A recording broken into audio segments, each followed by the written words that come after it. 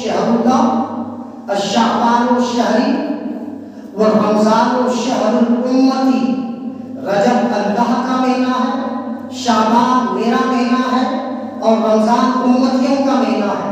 دوسری حدیث میں اللہ کے نبی فرماتے ہیں الشعبان شهری ورمضان شهر الله، کہ شعبان میرا مہینہ ہے اور رمضان اللہ کا مہینہ ہے، مطلب کہ امتیوں کو اللہ کے نبی کی شہر میں اس مہینہ کو اللہ کے نبی نے اپنا مہینہ کہا۔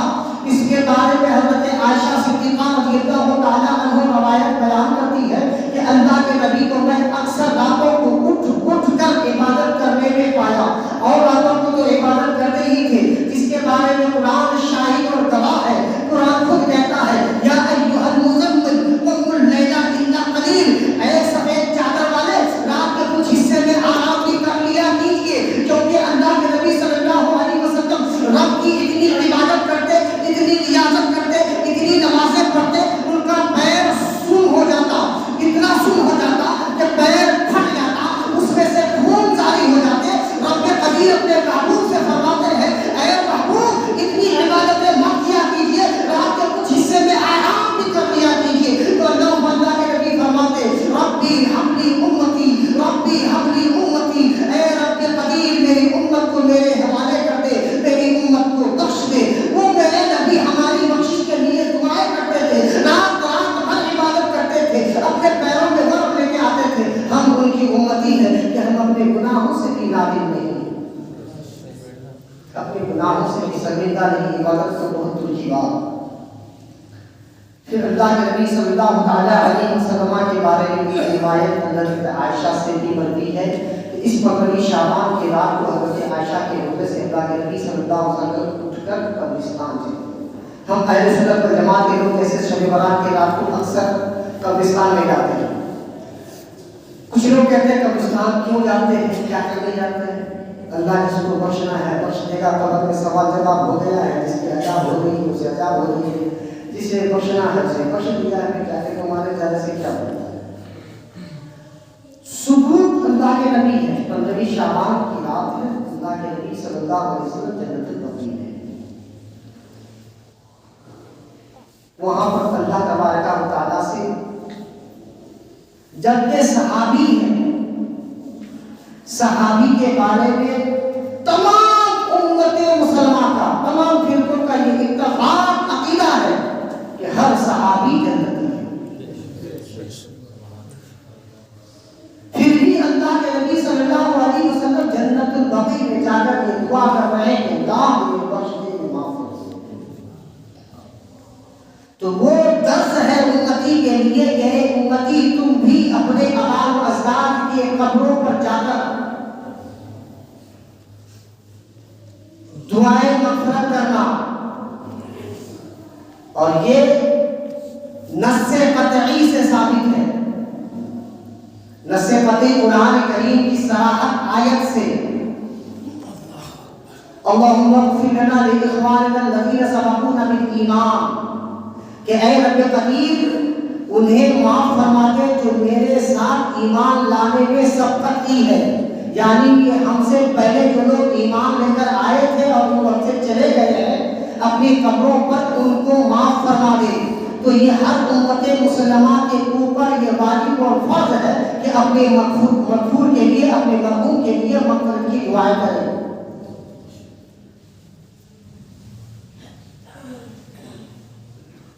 اس رات کو رب قدیر، حدیث میں آتا ہے کہ اللہ تبارک و تعالیٰ آسمانی فرش پر، فرش آسمانی پر اپنی تجلیات بکھیرتا ہے۔ پہلے آسمان پر اپنا جلوہ گری کرتا ہے اور فرماتا ہے الا من عقلہ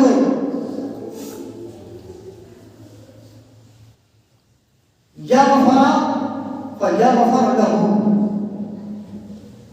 الا من تشکر وتصدق رزق له، الا من عاف وعف له۔ پہلے آسمان سے ندا کرتا ہے رب کی رحمت، آپ اور ہم، جس طرح سے میں نے گزشتہ جمعہ ایک بات کہہ دی تھی کہ جن لوگوں نے اپنی عمر میں نمازیں کی ترتیب نہیں کی، وقت پر نماز نہیں پڑھتے اور شب بیداری والی راتوں میں آ کر عبادت کرتے ہیں، اللہ تبارک و تعالیٰ ان کی نوافل قبول نہیں کرتا ہے جو لوگ اپنی فرضیات کو ادا نہیں کرتے۔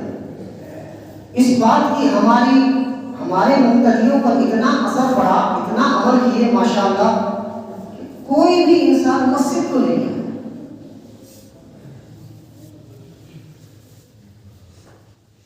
میں جو باتیں کہتا ہوں ان باتوں سے مسجد سے دور کرنے کے لیے نہیں، اللہ اس کے رسول سے محبت اور رغبت دلانے کے لیے۔ ہم مسلمان ہیں، ہمارے اوپر فرض ہے، لیکن نیگیٹیوٹی کو سوچ کر، مائنس پوائنٹ کو لے کر، زیر والی بات کو لے کر زبر کو چھوڑ دیتے ہیں۔ ہونا تو یہ چاہیے تھا کہ اسی دن سے تعین کرتے اور نمازیں پر جگانا شروع کرتے، یہ تو ہوا نہیں۔ اس فضیلت سے اور جائیں گے، جب اب قبول ہی نہیں ہوگی تو ہم کریں گے کیا عبادت کریں؟ تو آنے والی شب 15ویں تاریخ کو ہے 14 کی شام، جو شب ہے اس شب کو رب تبارک و تعالیٰ پہلے آسمان دنیا میں رحمتوں اور تجلیات کے ساتھ میں جلوگر ہو کر پکارتا ہے کوئی دنیا میں چاہنے والا، مجھ سے طلب کرنے والا، مانگنے والا کہ اپنے گناہوں سے معافی مانگے اور میں اسے معاف کر دوں؟ ہے کوئی دنیا میں چاہنے والا جو مجھ سے رزق طلب کرے اور میں اسے غنی کر دوں؟ ہے کوئی مجھ سے طلب کرنے والا، چاہنے والا جو عافیت چاہے، بھلائی چاہے، تندرستی چاہے اور میں اسے تندرستی عطا کر دوں، بھلائی عطا کر دوں، برکتیں، رحمتیں عطا کر دوں؟ یہ وہی شب ہے 15ویں شب، جس کو شعبان کی 15ویں تاریخ کہتے ہیں، شب بارات کہتے ہیں۔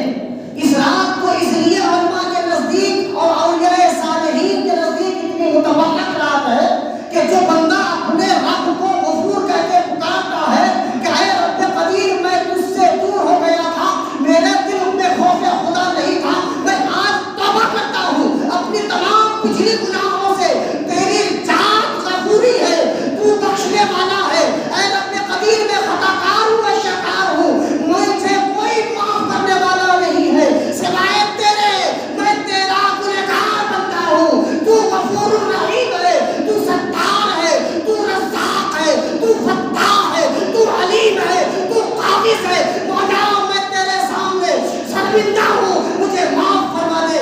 رب کہتا ہے کہ میں نے خود طلب کیا ہے، میں تجھے معاف کرتا ہوں۔ حدیث میں آتا ہے التائب من الذنب کالذنب لہ، گناہ سے توبہ کرنے والا شخص ایسا ہے جیسا اس نے کبھی گناہ کیا ہی نہیں۔ اسی کے بارے میں دوسری حدیث ہے التائب من الذنب کالمولد یولد، کہ گناہ سے توبہ کرنے والا شخص ایسا ہے جیسا کہ ابھی وہ اپنی ماں کے پاس سے پیدا ہوا ہو۔ 15ویں شعبان کی پہلی دعا یہ ہونی چاہیے کہ اے رب قدیر، مجھے میری گناہوں سے معاف فرما، میری توبہ قبول فرما۔ پھر اس کے بعد میں اللہ کے نبی فرماتے ہیں کہ الا من تشزق فرزق له، اللہ فرماتا کہ ہے کوئی جو مجھ سے رزق طلب کرے، رزق مانگے اور میں اسے عطا کروں۔ جب بندہ رب کو کہے گا اے رب قدیر، پورا سال ہو گیا محنت کرتا ہوا، پورے سال میں نے پسینے بہائے، پہلے پورا سال میں نے مشقت کی، محنت کی، اپنی اولاد کی پرورش کے لیے، اپنے اچھے ایام کے لیے، اچھے دنوں کے لیے، میری روزی میں خوشحالی پیدا کرنے کے لیے میں نے تیری عبادت کی، ریاضت کی، لیکن میری رزق میں خوشحالی نہ ہوا۔ اے رب قدیر، آج کی شب تیرا وعدہ ہے، جو بندہ مجھ سے رزق طلب کرتا ہے وہ میں اسے عطا کرتا ہوں۔ میں ایک گنہگار ہوں، بدکار ہوں، شیعہ کار ہوں،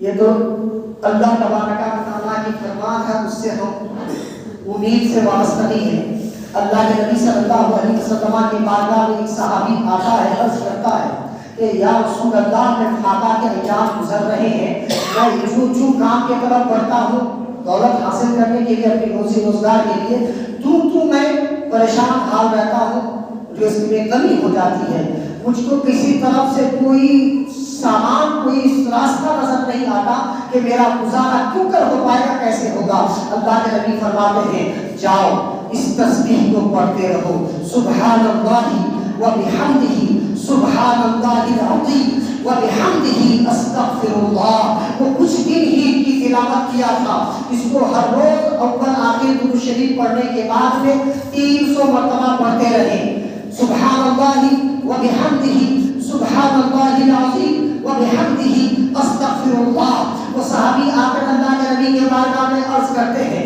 یا رسول اللہ، میں تو کچھ دن کا ہی بس کیا تھا، ولٹ کیا تھا، کچھ دن ہی اس وظیفے کو پڑھا تھا، مجھ سے اب دنیا سمیٹے سے سمیٹی نہیں جاتی ہے۔ لوگ کہتے ہیں کہاوت میں ہمارے درمیان مشہور ہے واقعہ کہ یہ انسان ریت میں بھی ہاتھ ڈالتا ہے تو سونا نکال لیتا ہے۔ اس کا مطلب یہ ہے کہ وہ جس طرح بھی قدم بڑھاتا ہے اس کو رزق ہی رزق ملتی ہے، مطلب یہ جو کام کرتا ہے اس کو اس کے رزق میں برکتیں ملتی ہے۔ اللہ کے نبی فرماتے ہیں کہ اس صحابی کے پاس جیسے ہی وہ صحابی پاس میں آتا ہے، کہتا ہے یا رسول اللہ، پہلے ایک ہفتہ پہلے تو کہہ رہا تھا کہ دنیا مجھ سے دور بھاگ رہی ہے، اب وہ صحابی کہتا ہے کہ اس کے ورد سے دنیا میرے قریب تر آ جاتا ہے، میں جس طرف سے دنیا کو دور بھگانا چاہتا ہوں تو دنیا میرے قریب آ رہی ہے۔ مطلب یہ ہے کہ اس کے رزق میں اتنی برکتیں اور رحمتیں ہو رہی ہوتی ہے کہ اس سے سمیٹا نہیں جا رہا تھا۔ تو پتا چلا کہ جو بندہ وہی تسبیح کو پڑھتا ہے اور اللہ تبارک و تعالیٰ کی بارگاہ میں دعا کرتا ہے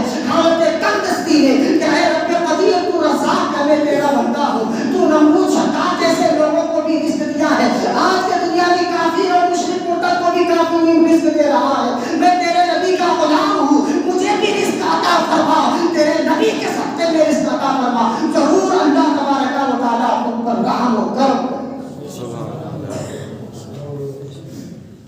تیسری دعا اس شب کو،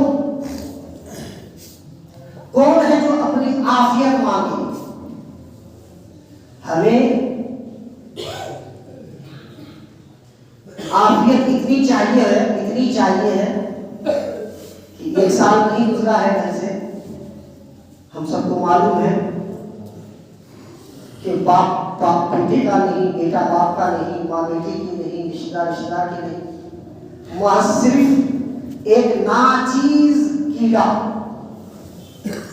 جس کی وجہ سے پوری دنیا بند ہو گئی، ٹھپ ہو گئی، رک گئی، تالا لگ گیا۔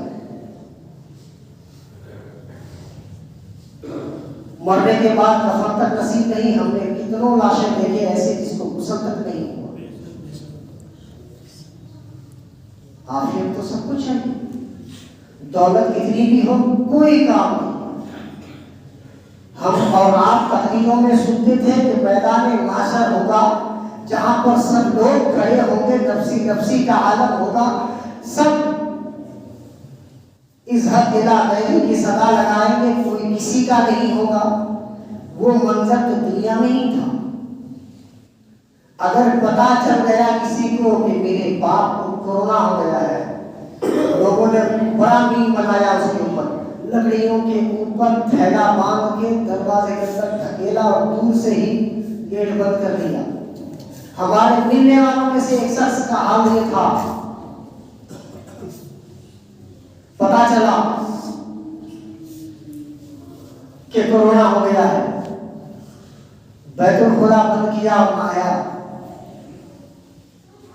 اور نہاتے نہاتے اس قدر رویا کہ نہانے مرنے کے بعد کیا پتا تجھے کوئی نہلائے یا نہ نہلائے، کفن ملے یا نہ ملے۔ ڈر خوف کا یہ عالم تھا کہ 50 مرتبہ ہاتھ دھوتے تھے اور 50 مرتبہ سینیٹائز کرتے تھے۔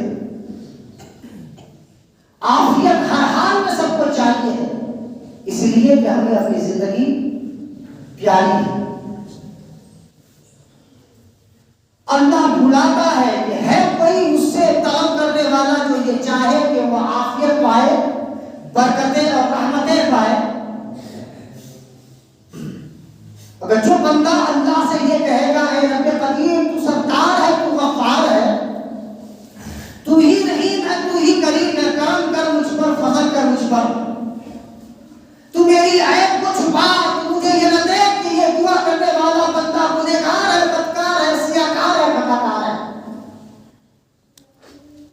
اس کی دعا میں قبول نہیں کروں گا۔ تو وہ بندہ ساتھ میں یہ وسیلہ لگائے اے رب قدیر تو اللہ اکبر ہے، تیری شان سب سے بڑی ہے، تو عظیم ہے، تو سبحان ہے، تیری ذات پاک ہے، تو ستار ہے، تو غفار ہے، تو ہی کو بخشنے والا ہے کوئی تیرے سوا جو بخش دے تو معاف کر دے۔ میں نادم ہوں اپنے گناہوں سے، اپنے کرتوتوں سے، اپنے اعمال سے، آج کی شب میں توبہ کرتا ہوں، آئندہ کبھی نہیں کہوں گا، کبھی نہیں کروں گا، کبھی نہیں کسی کے ساتھ میں زبان درازی کروں گا، کبھی کسی کا دل نہیں توڑوں گا، یہ ہے میری توبہ۔ اے اللہ تو میری توبہ قبول کر لے۔ جو بندہ اس طرح سے کرتا ہے اسی توبے کو توبۃ النصوح کہتے ہیں، پکی سچی توبہ۔ سچی سچی توبہ کرتا ہے اللہ اس کی دعا قبول کرے۔ دوسری توبہ کون ہے کہ اللہ اس کو نہیں معاف کرتا جو اللہ کا شریک کسی کو ٹھہراتا ہے۔ دوسرا زانی کو معاف نہیں کرتا۔ تیسرا جادوگر کاہن کو معاف نہیں کرتا۔ چوتھا ہمیشہ شراب پینے والے کو معاف نہیں کرتا، دائمی شراب پینے والے۔ پانچواں شوگر کو معاف نہیں کرتا۔ اب اس شب کو اگر معافی نہ ہو تو پھر کب معاف ہوگی؟ تو چاہے کہ پہلے ہی توبہ کر لے، پھر اس سب کو اللہ تبارک و تعالیٰ کی رحمت کا واسطہ دے کر اپنے گناہوں سے معافی مانگے۔ اللہ تبارک و تعالیٰ غفور رحیم ہے۔ اللہ ہم سب کی خطاؤں کو معاف فرمائے، ہم سب کے گناہوں کو معاف فرمائے، ہم لوگوں نے جانے میں جو گناہ کی ہیں تمام گناہوں کو اللہ معاف فرمائے۔ اللہ غفور رحیم ہے۔ اللہ ہم سب کی توبہ کو قبول فرمائے۔ اللہ